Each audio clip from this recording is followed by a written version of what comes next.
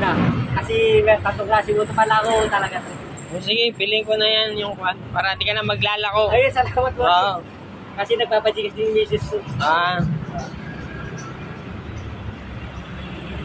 Saan po ba kayo boss? Pumutang ko kayo pagkaan. Ayan.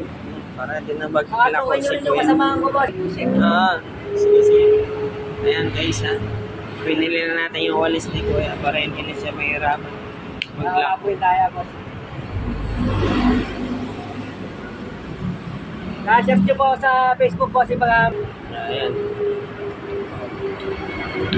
Hindi wala ka ng bit-bit mamaya.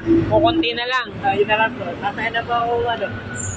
May parang uulan pa. Oo po, may bagyo po. Kaya po nagwawala ni boss.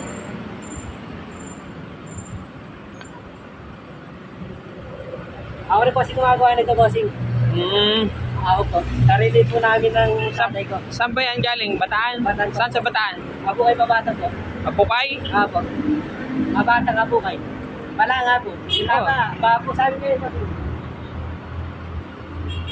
Tamat ng gato. Ibang ano, pag ano, hindi ka nasasakay. Yung hindi, wala ko silang tiwala. Wala naman problema yan. Opo. Porket mahirap tayo, medyo sa init, hindi ka nasasakay daw kasi. Nagalit nga pa ako na-search na kayo nyo. Sa akin din nyo kasi pamasahe po kasi yun. Saan pa ba diretso niyan? Napileta pa po. Napilita pa? Opo. Layo pa pala. Opo.